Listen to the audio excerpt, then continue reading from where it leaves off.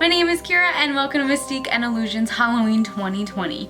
In the final installment of this year's Halloween videos, I'm going to be turning myself into the infamous Winifred Sanderson from Hocus Pocus. Now, while I'm going to be doing that, I'm going to be talking about the Salem witch trials, and how, what they are, how they started, where it went, and all that. But before we get into it, I just want you guys to know I don't mean to make the trials into a Halloween gimmick, because real men and women did lose their lives, unfortunately, to religious fear and ignorance.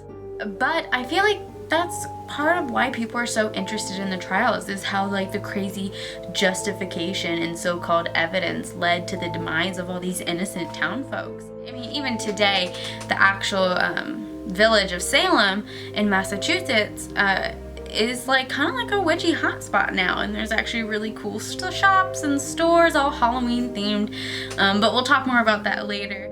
So let's open up our spell books and take a peek back into the past and see where it all began. Alright, so let's start talking about what were the Salem witch trials.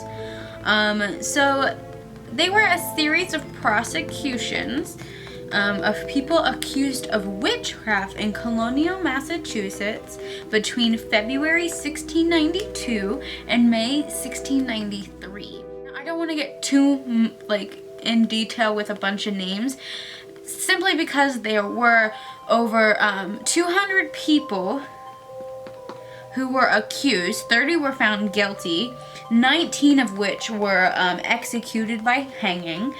And of those 19, 14 of them were women and 5 were men. Now, there was even a gentleman who, instead of being put to the gallows for death after not confessing to the crimes against him, he refused. And so they decided it would be a good idea to stone him to death in public viewing. Which, if you don't know what that is, it's exactly as it sounds. They lay a giant stone over top of him, and then they would put more and more stones on top. So he had tons, literally tons of weight on him, and he still refused to confess to the charges against him of witchcraft. Okay, let's take a step back and look at the events that led to the demise of all the innocent townfolk of Salem. So, here it is. In Salem Village in February of 1692, a young 9-year-old girl named Betty Paris and her 11-year-old cousin began to have fits described as beyond the power of epileptic fits,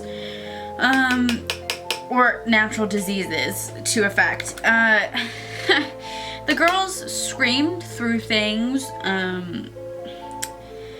uttered strange sounds, crawled under furniture, contoured themselves into particular positions, and the girls also complained of having their hands feel like they were being pinched and pricked by needles, which will come into play later to a theory behind the trials. The doctors that examined them in the village said that they couldn't find anything physically wrong with them, but then again, it was 1600s medicine, so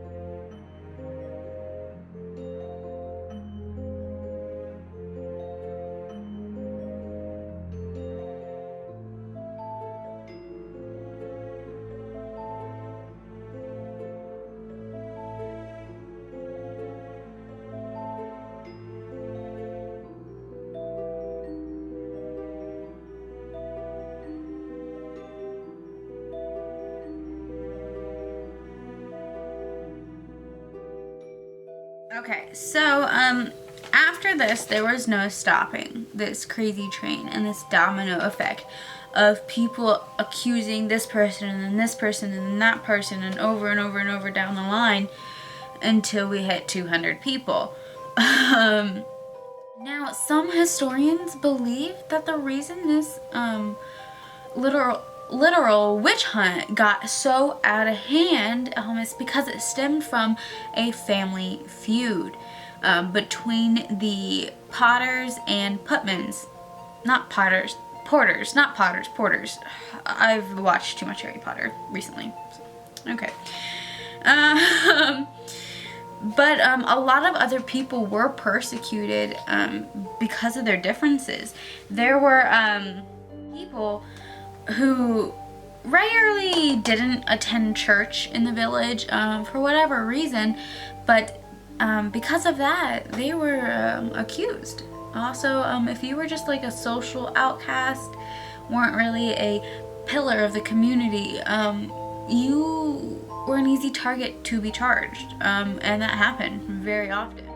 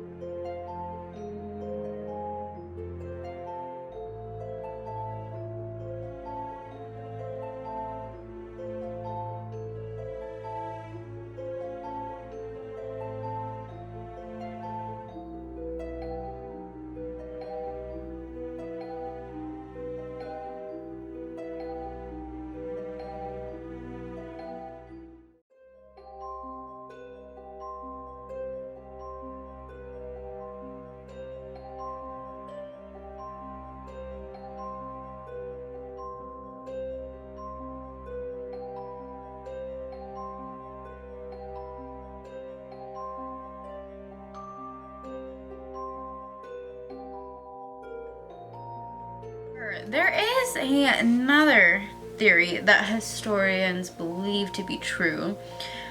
So they believe that the symptoms of witchcraft were actually side effects from ergot poisoning, which if you didn't know what ergot poisoning is, it is a type of fungus that grows on mainly wheat and rye when it is improperly stored. Even one of the side effects for ergot poisoning is there's hallucinations, drowsiness, and get this, pins and needles in your hands and feet. So it's entirely possible that those girls were just experiencing ergot poisoning.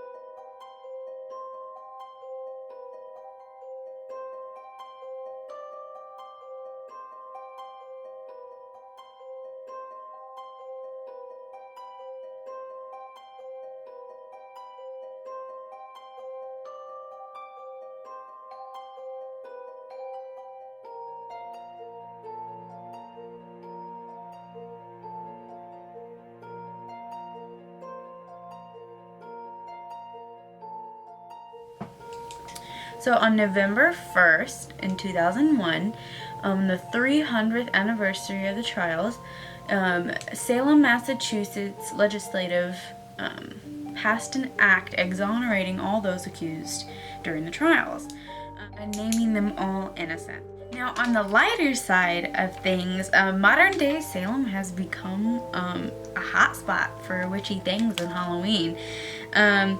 I'm gonna show you guys some pictures real quick of like some of the town and the shops that they have up all year. Even the police department's emblem of Salem, Massachusetts is a witch on a broom, which I think is kind of cool that they were able to, as a town, get over everything and try to see a positive thing.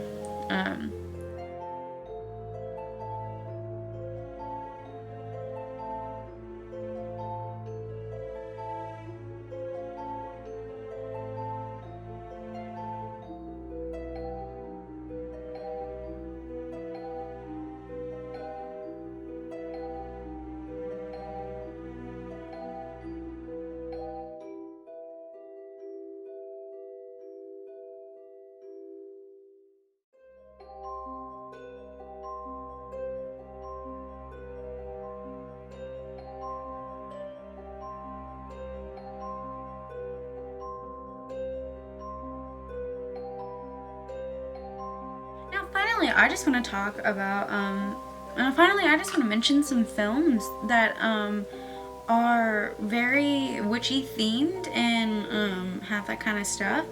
So, of course, we have Hocus Pocus, and then we have 1998's Practical Magic, 1996's The Craft, 2015's The Witch. We do have the 2014 TV show Salem, which was super scary, so you guys should check that one out. We also have 1987 Witches of Eastwick, and there's like hundreds of more. There's even like Sabrina, Chilling Adventures of Sabrina, that was done in 2018. There's just so many of them, and they're all great and all very creative and very entertaining. So I think the big takeaway from this is not everything is as it seems, in movies and in real life. So that's pretty cool.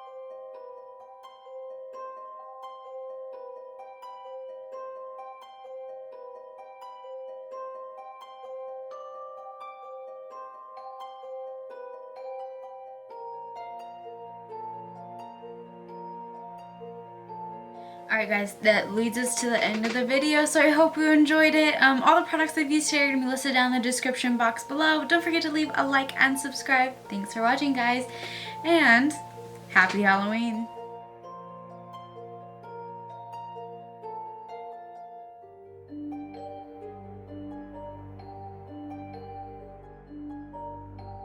Yes? I will ask thee one final time. Yes? What hast thou done with my son, Thackeray? Thackeray. Answer me! Well, I don't know. Cat's got my tongue. Look, another glorious morning. Makes me sick. They put a spell on you. And now you're mine.